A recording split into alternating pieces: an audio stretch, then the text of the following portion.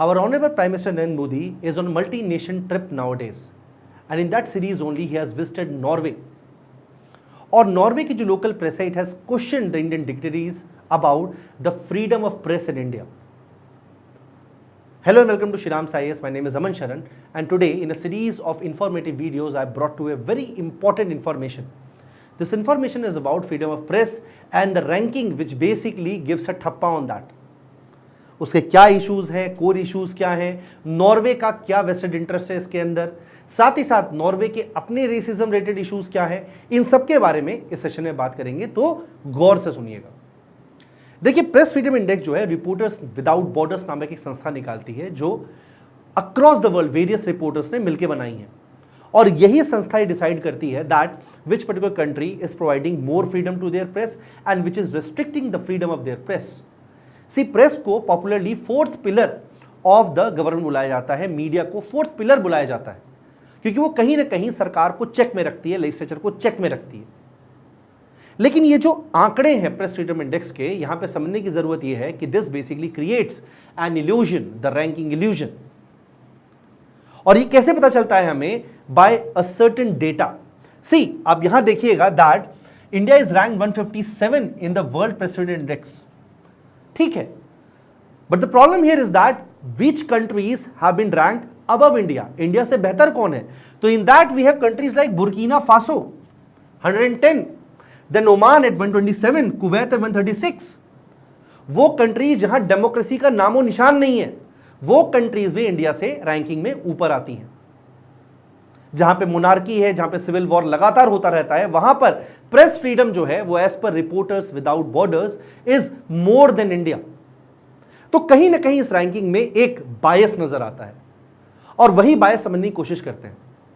देखिए, समझने के पीछे हमें यह सोचना पड़ेगा दैट विच कंट्री और the journalist of which country has put up this question on Indian freedom of press, and the country here in the news is Norway.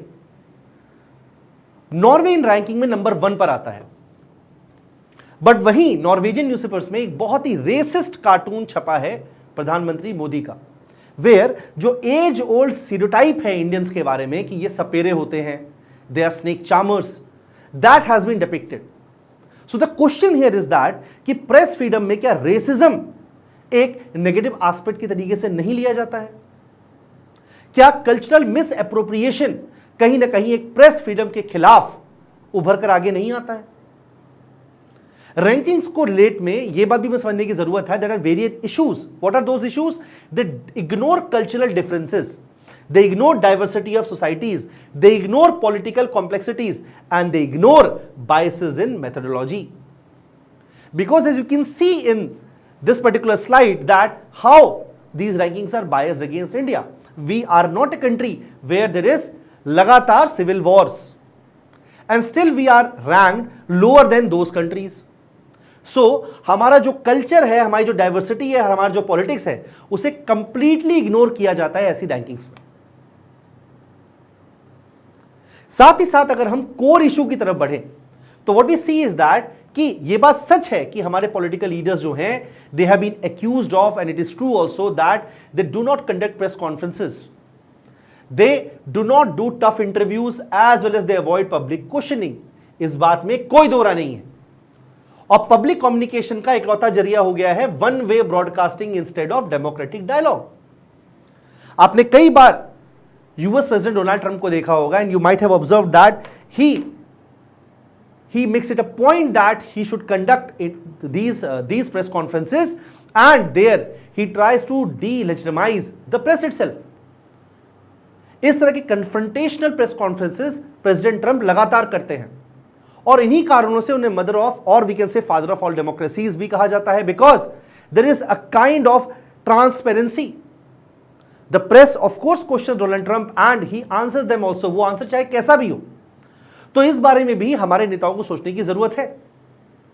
But साथ ही साथ यह भी समझने की जरूरत है कि an apple and an egg can't be compared.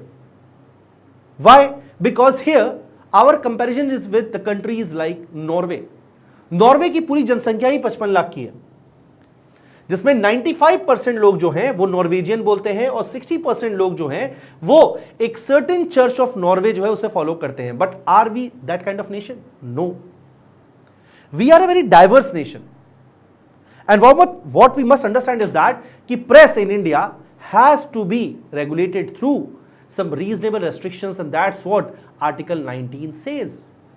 हमारे फंडामेंटल राइट में ही प्रेस को फ्रीडम मिली हुई है, ये उनका संवैधानिक अधिकार है that they can publish the news, they can cover all kinds of news, but at the same time there should be reasonable restrictions and our press is also bound by those reasonable restrictions. So कहीं ना कहीं यहां पे इस ranking illusion से निकलने की जरूरत है, प्रेस फ्रीडम इंडेक्स जैसे, और साथ ही साथ ये समझने की जरूरत है कि हमारे जो नेता हैं वो प्रेस कॉन्फ्रेंसेस, टफ इंटरव्यूज और पब्लिक क्वेश्चनिंग में भी बिलीव करें, so that these kind of questions can't be forced on us through international media. I hope this particular session was fruitful to all of you, and this will basically generate more queries in your mind, and please put up those queries in the comment section. That's it from my side. Thank you.